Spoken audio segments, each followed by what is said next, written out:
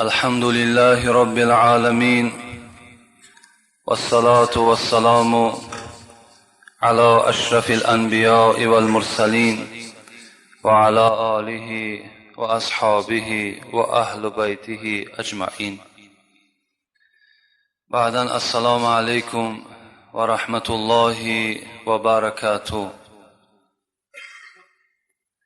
اولاً همه شما پدران، برادرانی که در این خانه خدا حضور دارین، همه شما را خوش آمدید میگویم و یک جایه به شما دعا میکنیم که پروردگار به حرمت فذکرونی اذکرکم، مرا یاد کنید. خدای ما و شما میگوید من هم شما را یاد میکنم.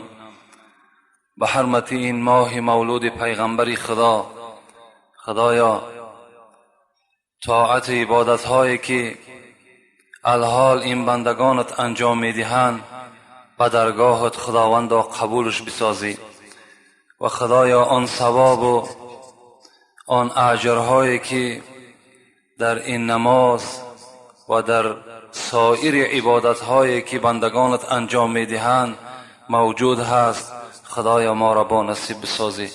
خدایا در دل ما محبت خودت، محبت پیغمبرت، محبت اسلامت خدایا جایگیر بسازی و دم آخری همه ما را پروردگار را دم با خیر بسازی. اللهم انا نسألك عیشة نقیة و میتة سویة و مردا غیر مخزئ ولا فاضح برحمتك یا ارحم الراحمین.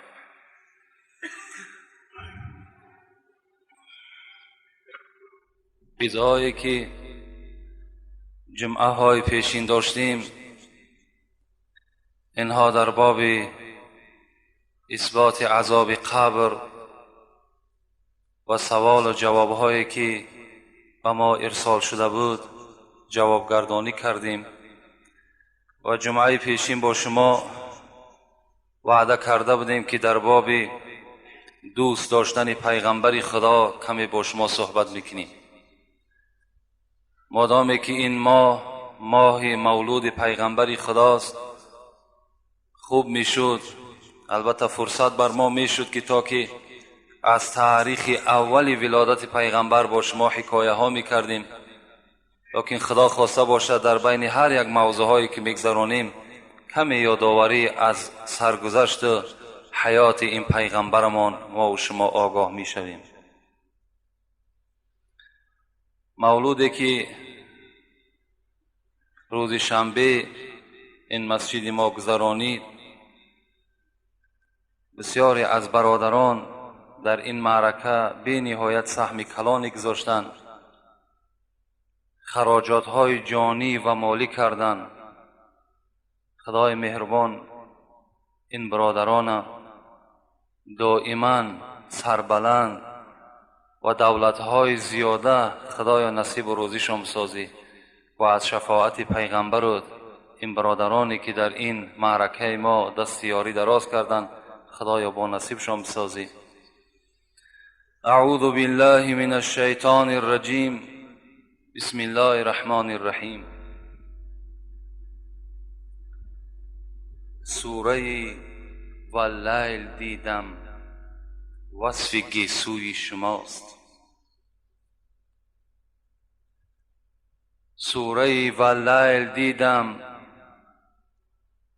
وصف گیسوی شماست و الضحی خواندم سراسر نسخه روی شماست.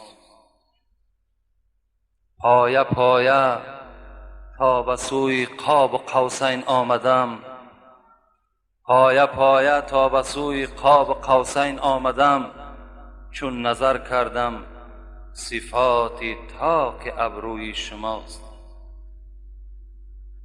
دیدم بسیار در تفسیر ما زاغ البصر، دیدم بسیار در تفسیر ما زاغ البصر، شرح مستی چشم شرانگیزی جادوی شماست.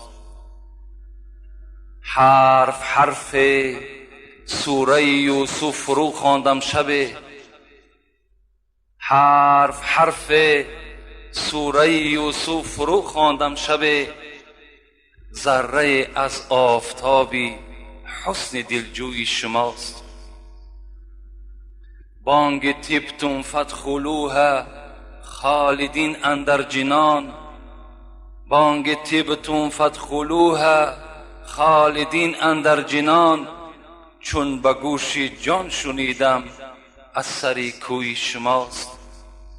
آن روایت ها که میگویند از خلقی عظیم، آن روایت ها که میگویند از خلقی عظیم، دفتر اخلاق خواندم سر به سر فعل شماست. اللهم صل علی محمد و علی آل محمد. حضرت میگوید هر یک اعضای پیغمبری خدا، هر یک اندام پیغمبری خدا که آیتها به زیبایی اینها گواهی میدهند، وقتی که میخواندم هر یک اعضای او را، هر یک زیبایی رخساره او را، گیسوی او را، اخلاق او را در قرآن دریافت میکردم. حتی حضرت چی گفتند؟ آن روایت ها که میگویند از خلق عظیم، دفتر اخلاق خواندم سر به سر فعل شماست. وقتی من دفتر اخلاق کشادم، وقتی من کتاب اخلاق کشادم، اخلاق حمیده را خواستم که بفهمم، همون اخلاق حمیده را ای پیغمبری خدا در سیرتی تو، در رفتار تو یافتم. زیرا که ما و شما وقتی قرآن میخوانیم به سوره قلم میرسیم که در پاره 29 از قرآن است، خدا چی میگه؟ اعوذ بالله من الشیطان الرجیم، نون والقلم و ما یسطرون ما انت بنعمت ربک بمجنون و این لک لاجرا غیر ممنون و اینک لعلی خلق عظیم فستبصروا و یبصرون بأیکم المفتون ان ربک اعلم بمن ضل عن سبیلی و هو اعلم بالمهتدین. صدق الله العظیم. چی میگه خدا؟ قسم بر نون، قسم بر قلمی که می نویسد.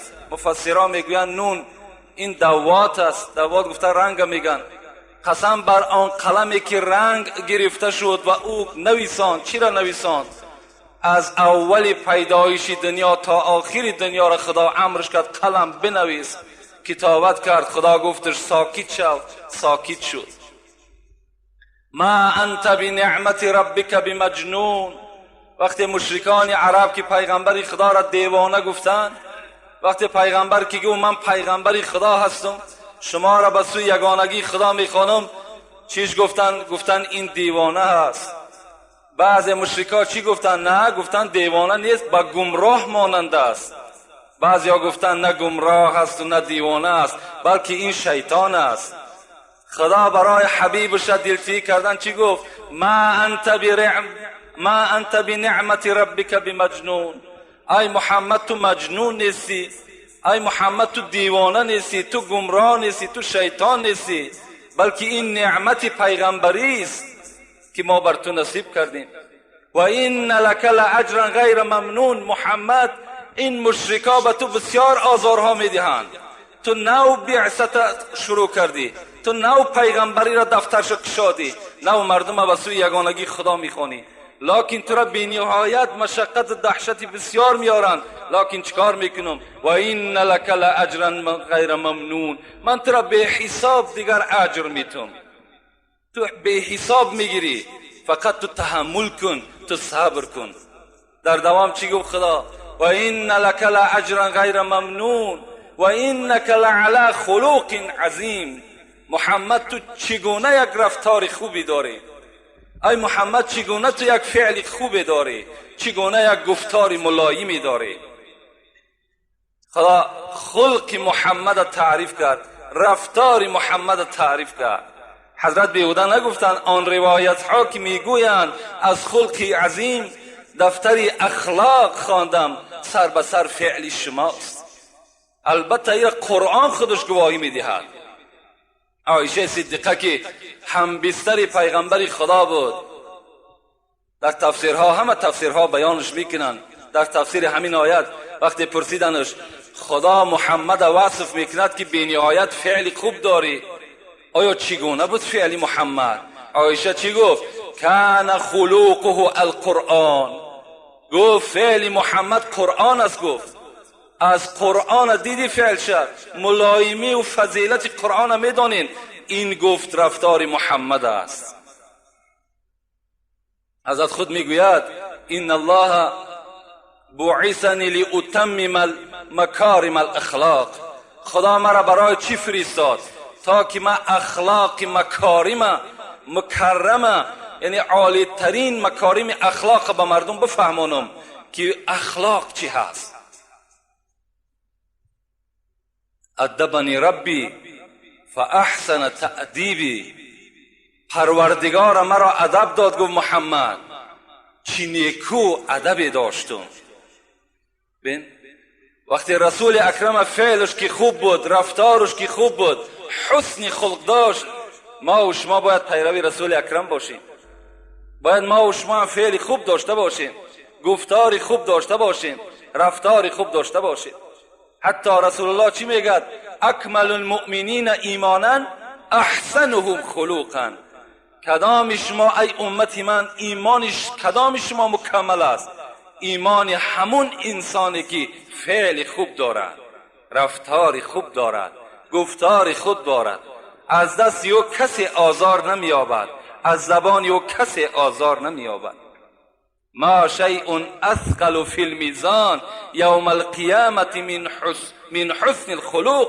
پیغمبر گفتند در روز قیامت در ترازویی که اعمالهای ما و شما را وزن میکنن، از فعل خوب در دیگر دیده وزنین تر چیز نیست. حسن خلق به نهایت وزنین است. وقتی هر باری که وزنین شد او با فایده انسان حل می شود، وقتی اگر از ثواب باشد. برای همین از پیغمبر ما و شما میگه این المؤمن لا یدرک بحسن الخلق درجة الصائم والقائم. کسی که اگر در دنیا رفتار خوب دارد، بچه خوب است، مرد خوب است، گفتار خوب دارد، او همچنانی هست که مثل که آدم شب تا روز نماز میخواند، روز تا بگه روزدار است، چه مقدار ثواب دارد؟ حسن خلق برابر همون است. شما هم رفتارتون خوب کنید، با برادرها گفتار خوب کنید، زیرا پیشوای شما فعل خوب داشت، پیشوای شما بهترین اخلاق صاحب بود. با زنهاتون معامله خوب کنید، با پدرها و مادرهاتون با زبان خوش گپ زنید، زیرا که پیغمبر شما همچنان رفتار داشت. فستبصروا و یبصرون بایکم المفتون. خدا چی گفت؟ محمد گفت غمگین نشو، زود است که میبینی و میبینن که کی هست دیوانه.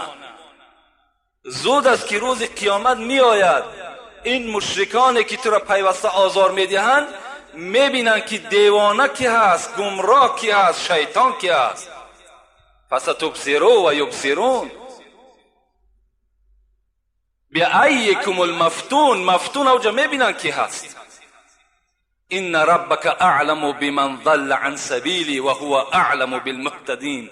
محمد خدای تو میداند که کی از راه گمراه شده است، کی شیطان است، کی دیوانه است و کی در راه راست است. خدای تو اینا میداند. فعل خوبی پیغمبری خدا. حرف سوره یوسف فرو خواندم شب، حرف سوره یوسف فرو خواندم شب، ذره از آفتاب حسن دلجوی شماست. یوسف، حضرت یوسف در بین تمام پیغمبرها بهترین حسن داشت. از حسن او زنهای مصر مفتون شدند، دستهای خود در قرآن میگه با کارچه بریدند، درک نیفتند. چهره زیبای یوسف دیدند. رسول اکرم گفت شب معراج وقتی که من حضرت یوسف زیارت کردم، نصف حسن دنیا در چهره یوسف دیدم، اینقدر زیبا بودند. لیکن جابر چی میگه؟ همنشین پیغمبر خدا چی میگه؟ كنت جلست مع رسول الله صلى الله عليه وسلم ليلا وكان قمر بدر.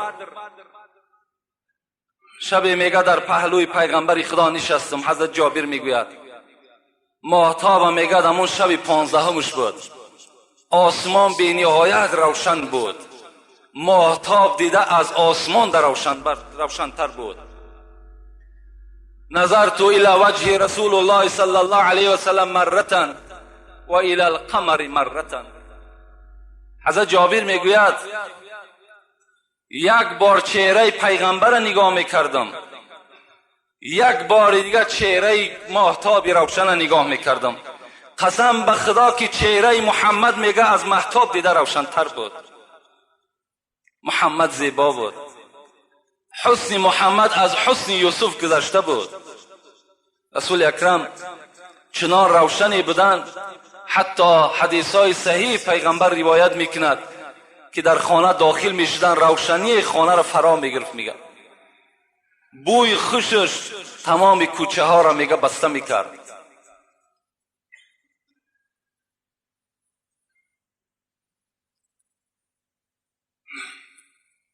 ان کنتم تحبون الله فاتبعونی یحببکم الله و یغفر لكم ذنوبکم والله غفور رحیم و اطیعوا الله و اطیعوا الرسول فان تولوا فان الله لا يحب الكافرین. خداوند در قرآن میفرماید وقتی که نزد حضرت رسول اکرم گروهی نصارا آمدند، مردمی که حضرت عیسی را پرستش میکنند، وقتی آمدند بر رسول اکرم گفتند که ای پیغمبر تو میدانی که برای چی ما عیسی را بچه خدا میگیم؟ میدانی؟ گفت برای چی میگین حالان که خدا خود منزه است؟ خداوند فرزند ندارد، خداوند یک و یگانه است. گفت برای آنی که ما خدا را دوست می‌داریم، برای دوست داشتن آنی که ما خدا را دوست می‌داریم عیسی را بچه خدا میگیم. در زمان میگه آیت فرامد چی بود؟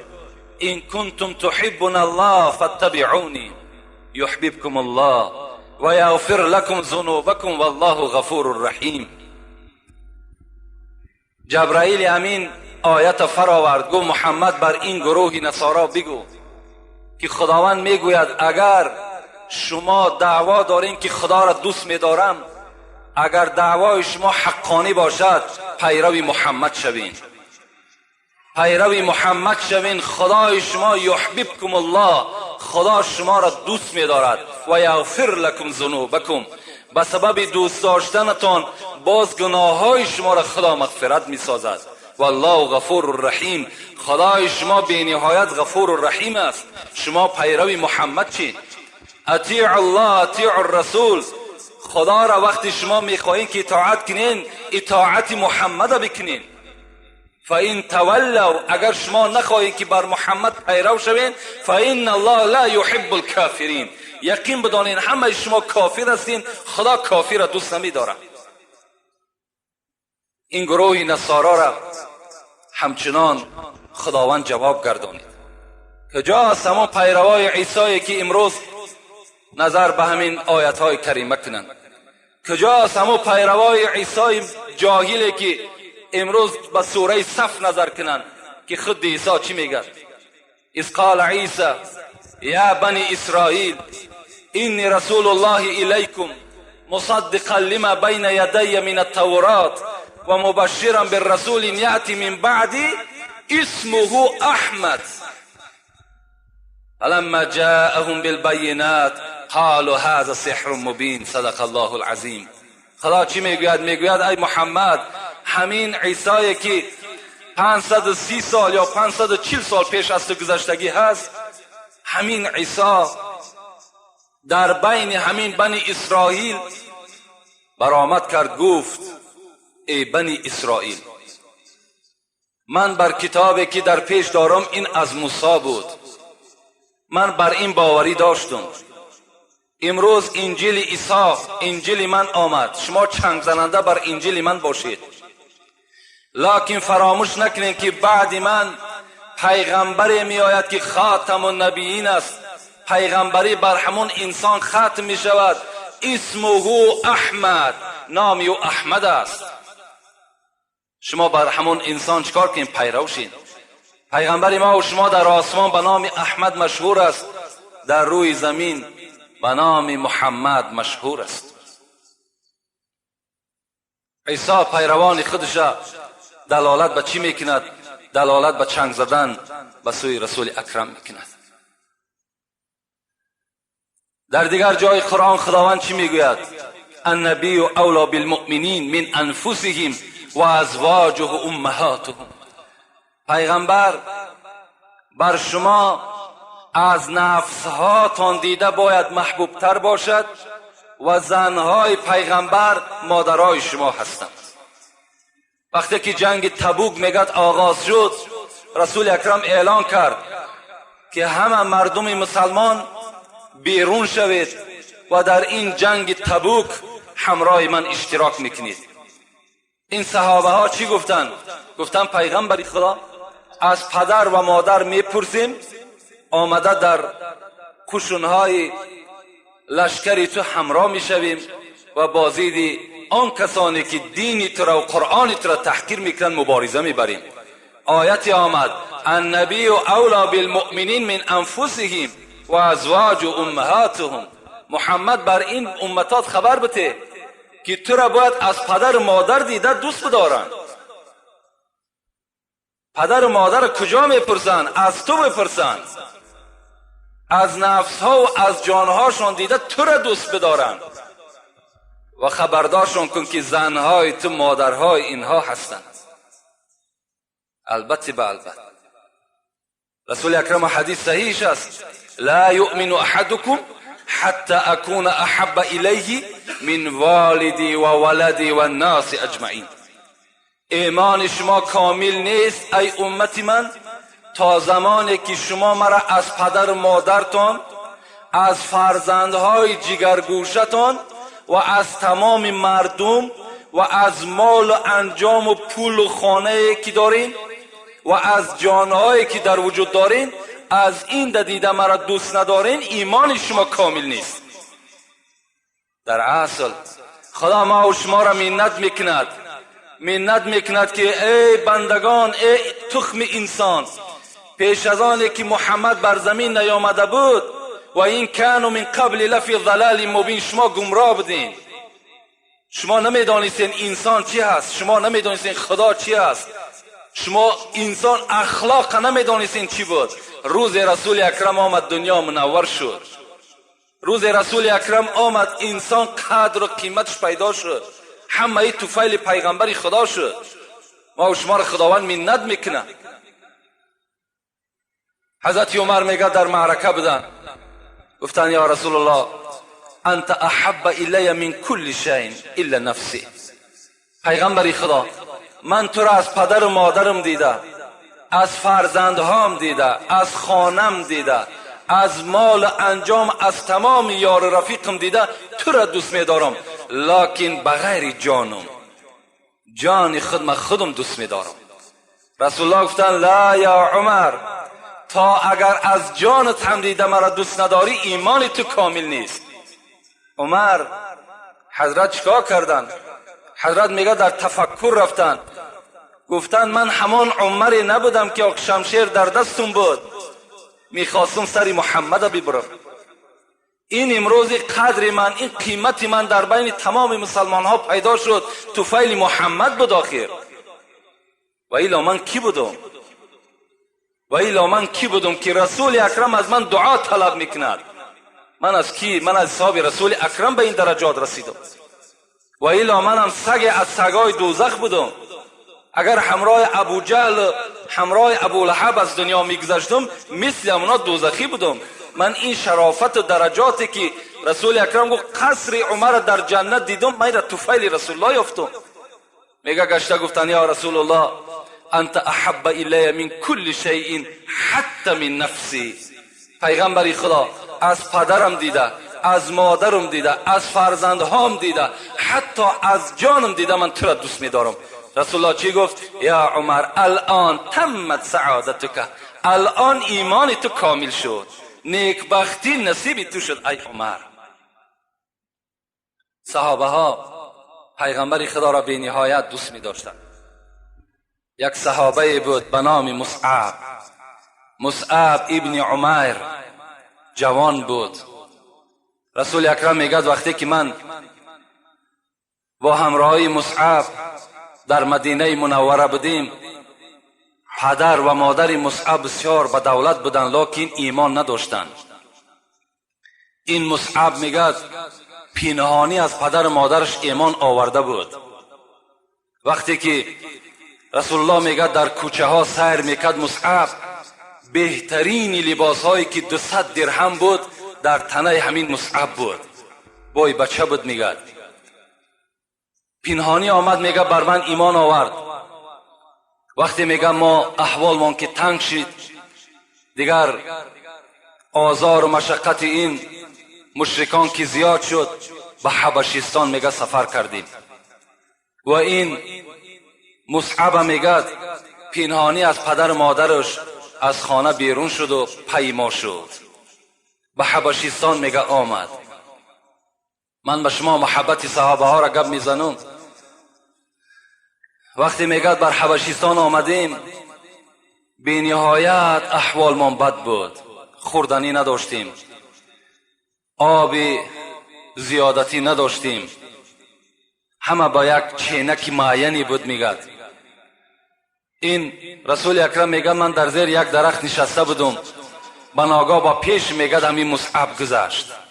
همان مصعبی که میگه 200 درهم کرته میپوشید، نگاه کردم که در این مدتی که همراه من است یک گیله میکونه در پشتش پرتافتگی بود.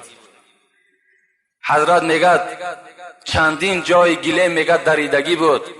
نگاه میکردم که به حضور نمایان بود که حضرت یا شکمش گرسنه بود میگه یا حلقش تشنه بود. میگه از پیش من گذشت.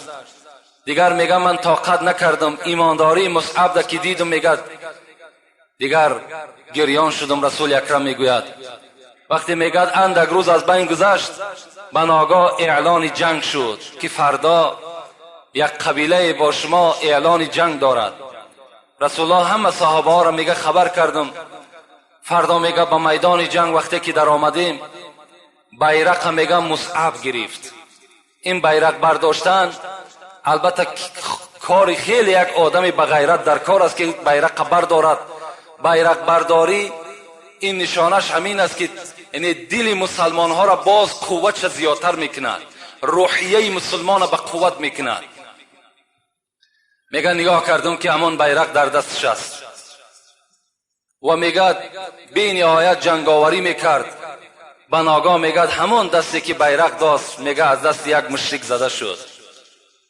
لکن میگه مصعب ایمانی که کاملی که در وجودش جوش میزد، در دست دیگریش میگه بیرق داشت و پیش میرفت تا که مردم مسلمان میگه روحیش نافتاد، با پیش حرکت میکرد. میگه وقتی میگه با پیش میرفتیم، نگاه کردیم این دفعه که دست دیگری مصعب میگه زده شد. لکن مصعب خدا رحمت مغفرتش کند، ایمان کامل که بود، اسلام اساسی که در وجودش جوش میزد، حضرت میگه همین دستهای چلاقی که داشت میگه پر از خون در پیش بر میگه همون بیرق داشتگی بود و با پیش میگه با یک صدای پست آواز میداد با پیش میرفتن. به ناگاه میگه رسول الله میگه دیگر جای نبود که ما پشتیبانی مصعب کنم، زیرا که همه احاطه ما مشرکا بود. به نام میگه خنجر میگه در شکم همین مصعب زده شد که میگه بیرق از دست مصعب میگه به زمین زد. من فرمان دادم که یک صحابه بیرق بردارین تا که روحیه مسلمان ها شکسته نشود. میگه بیرق در دست دیگر صحابه زد، میگه بالا برداشتن. وقتی میگه بود چی جنگ گشته آمدیم، همان شالچه همان گلیمی که در پشتش پرتافتگی بود خواستیم از همون کفنش کنیم. همین بچه‌ای که در یک ناز نعمت تولد شدگی، همین بچه‌ای که بهترین لباسی پدرش می پوشید، همان میگه گلیم وقتی که از بالا می پرتاییم زانه های مصعب نمایان می شود، از پایان پرتاییم بالای سرش نمایان می شود. صحابه گفتن یا رسول الله ایرا چگونه کفن کنیم؟ رسول الله میگه فرمان دادم بالای سرش پوشانین و پایان پاش یک توده خار میگه آوردیم محکم کردیم و همت میگه در گور جاش کرد. صحابه را محبت شوید. حضرت خباب خدا رحمت و مغفرتش کند وقتی که میگه اسیر افتاد در دست مشرکا چنان خواب میکرد بیگاه که میشد بر شکم میگرداندند در جای همون سوختگی به دره میزدند. حتی میگد همون آهنای داشتن گرم کردگی در پشت همین خباب میگذاشت. رسول الله گذر میکرد قدرتی نداشت. رسول الله گذر میکرد میگو خباب صبر کن باغی از باغهای جنت صاحبی تو میشود. حضرت میگه دائم همین تا خبردارش میکرد لیکن هزار شکر که خباب از دست مشرکان میگه کشته نشد. وقتی حضرت عمر میگه دوره های خلافتون بود خباب پرسان کردم ای خباب تو چگونه عذاب ها دیدی؟ حضرت میگه کرته را بدر کردن گفتن بر همین دو شانه من نظر کن خود عذاب معین میشود. حضرت عمر میگه نگاه کردیم در پشت خباب هیچ گوشت دیده نمیشد، همه سوختگی بود، همه سوزاندگی و همه کندگی بود. لیکن حضرت در محاربه ها اشتراک میکرد. برای نه خانه داشت نه پول داشت نه مال داشت، فقط برای چی؟ برای حمایه قرآن، برای حمایه پیروی پیغمبر خدا، برای حمایه اسلام چکار میکرد؟ جان فدایی میکرد. امروز همان اسلامی که به مشقت آمده است در دست ما و شماست. ای انسانی که تر خدا زده است به انصاف شده، تو نخواه که به یک پارچه نان، نخواه که به یک نیم کیلو روغن همین یهود تو همین دین خود تغییر بدی. عیب نیست، انصاف نیست. عمر اندک است برادر عزتمند، عمر اندک است. 50 سال 60 سال چنان گذری میکنه تو نمیفهمی، تو به خدای خود رو پرو میشه. این دین عند الله الاسلام، دینی که اون نجات دارد این اسلام است. همه دینها در برابر اسلام منسوخ شدن، بیکار شدن، اینا دیگر هیچ اهمیت هم ندارن. کسی چنگ زننده بغیر اسلام است. خدا بر او چی میگه؟ میگوید که لن یقبل منه و هو فی الاخره من الخاسرین. یقین بدان کسی که پیرو محمد نیست، کسی که چنگ زننده اسلام نیست، او کس در آخرت زیانکار است و اون کس در نزد خدا جوابگر است. حضرت بلال رضی الله عنه حبشی بودند. بلال از پیروی شد سرمه چشم. مولوی میگد سرمه چشم پیغمبر خدا از چی حساب شد؟ از حساب پیروی پیغمبر شد. حبشی بودند. وقتی آمدن رسول اکرم دیدن شیفته شدند. یقین دانستند که از این گونه چهره، از این گونه زبان دروغ نمیبراید. پیروی محمد شدند. مادامی که غلام بودند سردارش شکار کرد. سردارش درکدار شد که بلال ایمان آورده است. بردن همون جایی که مصعب عذاب میکردند، در همان زمین خواباندند. این ابو جهل لعنتی در بالای میگه شکم همین بلال یک خرسنگ بی نهایت کلانی را گذاشت که دیگر حضرت میگه حرکت کردن نمیتونست. لبه ها همه کفیدگی، بیابان تسبان. وقتی به پیش میگذشتند آیا از دین بابات پیروی میکنی یا دین محمد را؟ بلال چی میگفت؟ احد احد احد. خدا یکه را پیروستم، خدا یکه را پیروستم، خدا یگانه را پیرو میشم. عذاب میدادند. ابو جهل میگوید مانده میشیدم. تاریخ میگوید ابو جهل از زدن بلال، امیه ابن خلف از زدن بلال مانده میشدند، لکن بلال نمیگشت. ابو بکر صدیق میگه و پیشش گذر کردم، نگاه کردم به نهایت حالش بد است. گفتم ابو جهل چند سو میفروشی بلال را؟ میگد گفت 100 تنگه. بلال میگه 100 تنگه برآورده در دستش دادم. بلال خلاص کردم آوردم نزد رسول اکرم. میگد ابو جهل در تمام شهر آوازه کرد که اگر ابو بکر 1 تنگه میداد من میدادمش در عوض که مرا 100 تنگه داده است. ابو بکر صدیق اگر تو میدانستی منزلت بلال، اگر تو میدانستی که قدر بلال، تو میدانستی این توحیدی که در وجود بلال است، تو اگر یک تنگه نه 1000 تنگه میگفتی من میخریدمش. وقتی آوردوش درون وجود بیرون سیاه بود، لکن درون آینه واری سفید بود، همه وجود ایمان بود. رسول اکرم دید که بی نهایت ایماندار است. حضرت اذان در دست بلال داد، دائما اذان میداد. وقتی رسول اکرم میگه در مدینه منوره از دنیا گذشتن، بلال دیگر طاقت نکرد، ترک کرد، بر همون حبشستان خودش رفت. میگه 1 سال از بین گذشت که پیغمبر خدا را در خواب دید. میگه پیغمبر گفتش بلال این چی ظلم است که در حق ما کردی، بار زیارت نمیای؟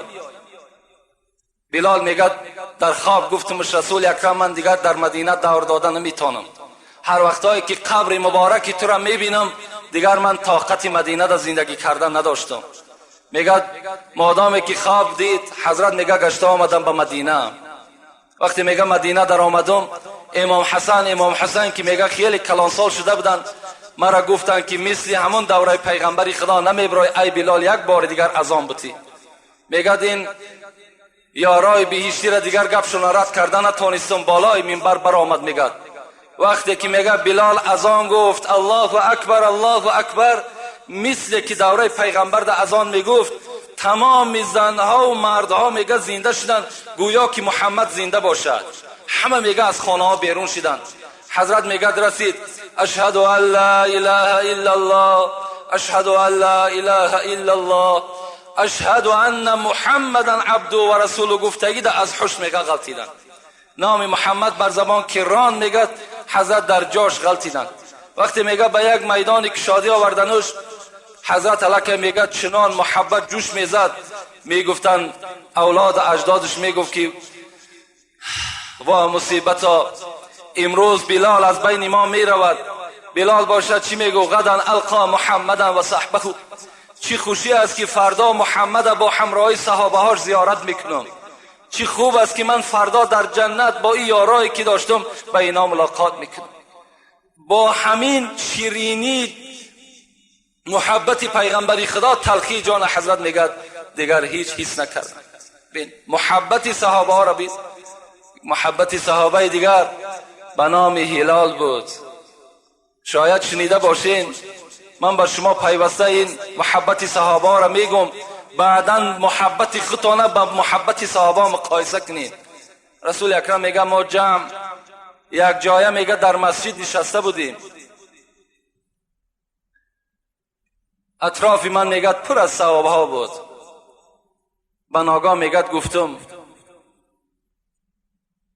ای یاران من، ای همنشینان من، الحال از دروازه مسجد کسی داخل می شود که جنت مشتاق اوست. صحابه در حیرت ماندن که آدمی جنتی را در دنیا چهرهش بینیم کی باشد. همه میگه خیستن نزد دروازه رهسپار شدن. لیکن رسول اکرم گفت ای صحابه ها، گفت دوستان خدا را شناخته نمی شود.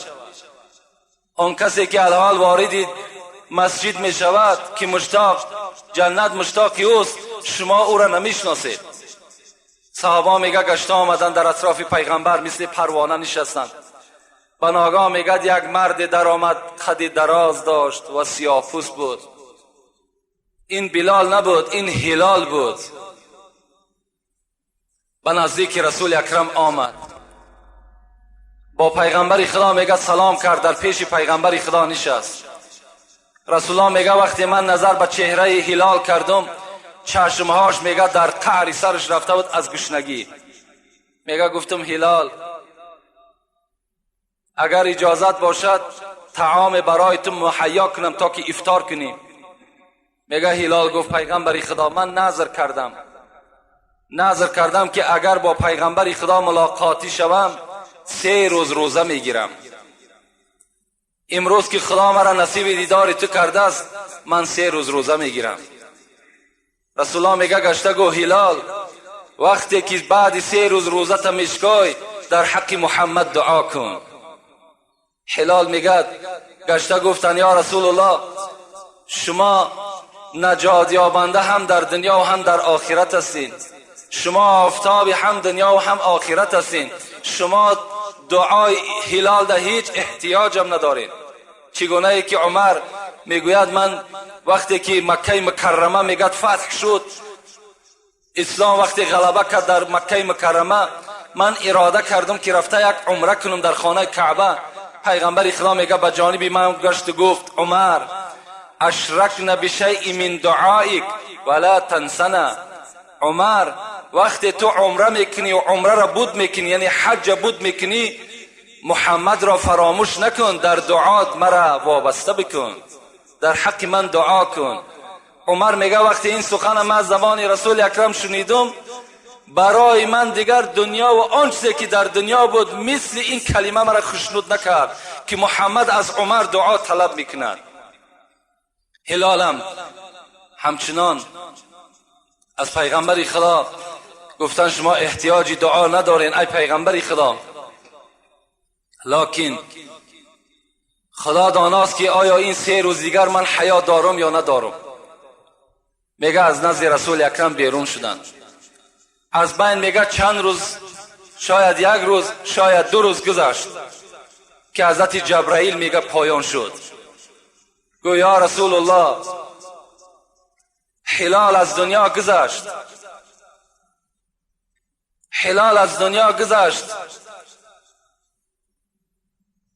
خداوند بر تو امر میکند که تکفین و تجهیز هلال خود به دست خود بکن.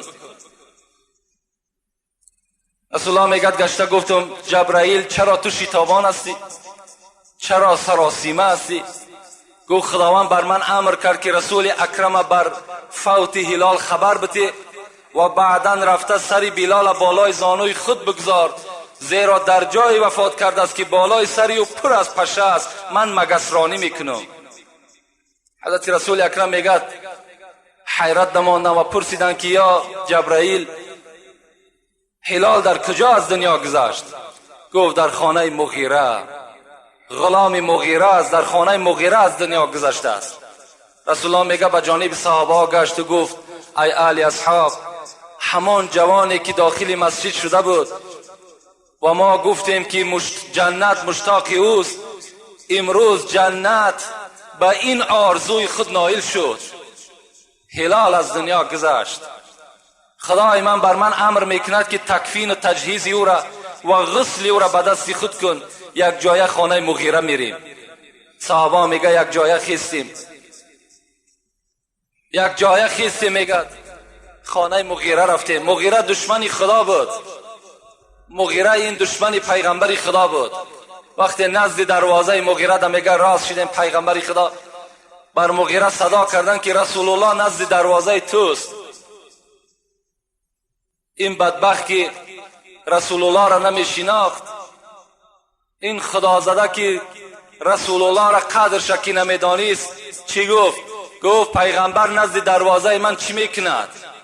کجا آمد از خانه من؟ مولوی رومی چی میگوید؟ رسول را استونی حنانه بشناخت، ابو جهل آدمی و دشمنی ساخت. رسول الله وقتی میگه در بالا یک کنده خرما به مردم موعظه میکرد، برای پیغمبر وقتی یک منبری نو میگه تیار کردن، رسول الله از بالای کنده خرما فر آمدن، بالای منبر بر آمدن. صحابه ها میگن در داخل مسجد گویا که یک گوده گریه میکرد، نالیش در مسجد بلند شد. پرسان که پیغمبر خدا این نالیش از کجاست؟ گفت همین کنده خرما بحر من گریه دارد که من امروز او را ترک کردم، بالای منبر نو بر آمدم. رسول الله میگه پیشی بر کردن، همون کنده را آوردن در تی مناره منبر خودشان گذاشتن. میگه کنده میگه از آواز دادن مان. مولوی رومی امیر میگه که رسول را استونی حنانه بشناخت، همون خرما چوب بود، جان نداشت، عقل نداشت، لیکن پیغمبر شناخت. ابو جهل آدمی و دشمنی ساخت. ابو جهلم، این ابو لهبم، این مغیرم، امیه ابن خلفم، همه اینا آدم بدن لیکن پیغمبر نشناختن. گفت چیکار میکند پیغمبر نزد دروازه من؟ و میگه بیرون شد. وقتی که میگه بیرون شد، رسول الله را که دید رسول الله گفت که مغیره در خانه تو دوستی از دوستهای خدا گذشته است. گفت در خانه من کسی نگذشته است، من نو از نزد دسترخوان همراه اولاد و اجدادم بودم. گفت ای مغیره، گفت من از پیش خود نیامدم، مرا خدای خود امر کرده است. مغیره در این گپ میگه دو دیله شد، خواست رسول اکرم دروغگو کند، خانه در آمد. وقتی میگه بیرون شد نگاه کرد، همه خانه ده همه سلامت است، اون فرزندای بدبخت مشرکش همه زنده است. خواست که پیغمبر دروغگو کند، در حالت میگه غلام دوید آمد گفت ای مولا، گفت ای مغیره، گفت هلال از دنیا گذشته است. میگه مغیره گفت محمد گفت عجیب گپی میزنی، از خاندان تو کسی گذشته است، از خاندان من کسی نگذشته است. یک غلامی بود وای گذشت و یک عاقل روبی من بود وای گذشت. رسول الله گفت اگر تو میدانستی که هلال کی هست، اگر تو میدانستی که هلال در کدام زینه است، هیچگاه این سخنها را نسبت ما نمیگفتی. رسول الله میگه وقتی که من داخل همون جایی که شتران اسفان همین بدبخت بستگی بود، وقتی وارد شدم میگه نگاه کردم جبرائیل یمین میگه سری مبارک هلال بالای زانو گذاشته است و پشه هایی که بالای هلال میشیشت همه اونا را از بالای سر هلال دور میکرد. نگاه کردم پای مبارکش در بالای سرگینای شتر و سری مبارک در نزد تی پای همون شتران میگه هم تفتیدگی جان به حق تسلیم کردگی است. عمر میگه گفتن یا رسول الله من خود میشویم، من خود کفن میکنم. محمد گفت هلال غریب بود، هلال یتیم بود، هلال بیکس بود، محمد هم یتیم است، محمد هم غریب است. غریب را غریب میشود. حضرت میگه دست به شستن زدن، حضرت بلال کفن کردن. وقتی میگه من حضرت عمر میگه همراه رسول الله که وقتی به قبر بردیمش، در قبر میگه وقتی که هلال داخل کردیم که حضرت در دنیا روزدار بودن، میگه دهن لحد بسته شد، رسول اکرم تبسم کردند. صحابه میگه پرسیدن یا رسول الله این قبرستان که موضع تعزیت است، موضع جای گریه هست، این خنده بهری چیست؟ رسول الله گفت وقتی که هلال گذاشته شد، دو حور از بهشت در دست یک طعام جنت، در دست یک شراب از حوض کوثر نزد میگه بلال حاضر شدند. یکی میگفت بلال گرسنه آمده از طعام جنت میخورد، یکی میگفت که هلال از دنیا تشنه آمده است، این آب می نوشد. یک حور دیگر آمده است میگه به جانب من اشاره میکرد ای محمد هلال در نکاح من بدرار. میگه هلال به جانب من تبسم کرد و گفت لا اريد الا هو، نه طعام میخوام نه شراب میخوام نه حور در نکاح خود میدارم، تا جمال الهی را نبینم من به هیچ کدامی راضی نیستم. محبت بین، تا جمال خدا را من نگاه نکنم بر من نه زن لازم است نه شراب لازم است نه طعام لازم است. با این گونه از دنیا گذشتن. دشمنی را بینید. ابو لهب وقتی که در سوره شعراء آیت 214 ای را تحلیل شد وقتی نگاه کردیم، خداوند امر کرده بود است و انذر عشیرتک اقربین، محمد اولاد اجداد از خدا بترسان. تمام آن کسی که عمکی توست، تقای توست، خاله و عمه توست، همگی را از عذاب خدا بترسان. رسول الله میگه بالای کوی صفا برآمدم و گفتم ای بنی عهدی، ای بنی فهد، ای بنی هاشم. میگه وقتی از بالای صفا در مردم عرب میگه در حالت صدا میدادن که اگر یگان خطر می آمد یک کس از بالا میبرامد اعلان میکرد. تمام مردم میگه وقتی صدای محمد شنیدن همه دوام به پیش رفتن. میگه رسول الله از بالای کوه به خویش تبارش گفت که در این مجلس ابو لهب هم اشتراک داشت. گفت امروز آیتی از جانب خدا آمد، گفت که خویش و قومیتت را از عذاب من بترسان. میگد ابولهب از بین خیست و چی گفت؟ گفت تبا لک علی هذا الیوم جمعتنا. ای محمد تو هلاک شوی، همین روزی دراز برای همین سخن مرا جمع کردی، برای همین سخنی که ما را به سوی خدای خود دعوت میکنی برای همین دعوت کردی. بعضی مفسران میگد سنگ هم برداشت، سنگ هم برداشت، میگه به جناب رسول اکرم حواله داد. رسول الله وقتی از این معرکه ناخشنود شدند، غمگین شدند، زیرا که اگرچه اولادها همش این کار کردند لکن مثل ابولهب مشقت و دشنام ندادند. وقتی میگد رسول الله دویم بار دعوت کرد، ابولهب گفت آیا وقتی من دین تو را قبول کنم از دین تو چی فایده هست؟ رسول الله گفتند که وقتی تو اگر دین مرا قبول میکنی تو و سایر مردم در حق برابر هستین. گو من بر این قدر دولت سهولتی که دارم برابر یک آدمی کم بغل هستم؟ رسول الله گفتند که خدا میگوید که ان اکرمکم عند الله اتقاکم. نزد من دولت و سهولت اعتبار ندارد، نزد من کسی که از خدا میترسد اونها برابر هستند. میگد ابولهب گفت هلاک شوی با همراه این دینت که من برابری مردم کم بغل برابر باشم. میگد پیوسته از پی آزار رسول اکرم شد آیت فرامد تبت یدا ابی لهب و تب ما اغنى عنه ماله و ما کسب سیصلی نارا ذات لهب و امرأته حمالة الحطب فی جیدها حبل من مسد. هلاک باد هر دو دستی تو ای ابولهب شکسته باد. و شکسته شد. وقتی این آیت آمد ام جمیله که زن این ابولهب بود که کارش میگد حمالة الحطب فی جیدها حبل من مسد، در گردن یک ریسمانی داشت، میگد کارش حزم کشی بود، فقط خار میکشید، نزد دروازه پیغمبر و نزد در مسجد میپاشید تا که مسلمان ها آزار بیابند. این ابولهب پهلو با پهلوی پیغمبر خدا میگد خانه داشت. وقتی رسول الله میگد در میدان که خراگ میپخت آورده همین پسمانده گوسفند و پسمانده بز میگد در دیگ پیغمبر خدا میپرتافتند. رسول الله میبرامدن غمگین میشدند. آیا میگو حق همسایگی همین است؟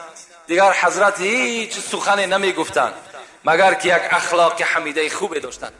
این ابولهب میگه 3 فرزند داشت، یکی عتبه، یکی معتب، یکی عتیبه. این عتبه و این عتیبهش باز دامادای پیغمبر بود. اینا پیش از پیغمبری شدنش 2 دخترش رقیه و ام گلثوم در دست این 2 فرزند ابولهب بود. وقتی این آیت که آمد ابولهب غمگین شد. ابولهب در مثال یک غمگین، یک بگیم دهشت در وجودش پیدا شد که رسول الله مرا مسخره میکند، باز از خدای خود چیزی برای من آورده است. میگه در حال عتبه و عتیبه را فرمان داد که دخترهای پیغمبر را طلاق کنید. اگر شما دخترهای پیغمبر را طلاق نمیکنید پدری من بر شما حرام است. این عتبه و معتبش بعد فتح مکه باز ایمان به پیغمبر آوردند، لکن عتیبهش به زمیانی که دختر پیغمبر که رقیهش در دستش بود طلاق داد، باز چیکار کرد؟ گفت پدر گفت من رفته گفت پیغمبری خدا را اذیت میتم. پدرش اجازت داد، مرحمت گفت رفته اذیت شده. آمد میگه در پیش پیغمبر دختر پیغمبر را طلاق داد و گفت که ای محمد، گفت من آیت اذا نجم الهوا الذي اذا تدلى را انکار میکنم. این آیت چی است؟ پیغمبر خدا میگه ستاره ها، خداوند قسم خورده است با ستاره هایی که در آسمان است. بعضی مفسران میگه برای چی خداوند با ستاره ها قسم خورد؟ میگه برای که عدد ستاره نامعین است، دوم این که به نهایت حرکت کلان دارند و هر یک ستاره آسمان چندین برابر از زمین کلان است. برای قدرت خودش خداوند قسم خورد. الذي اذا تدلى پیغمبر خدا گفته بود که به نزد من جبرائیل میفراید، بر من وحی میارد. این عتیبه گفت که من با آن ستاره هایی که خدای تو قسم میخورد و با این جبرائیلی که تو میگوی من این کار میکنم، اینا را باور نمیکنم.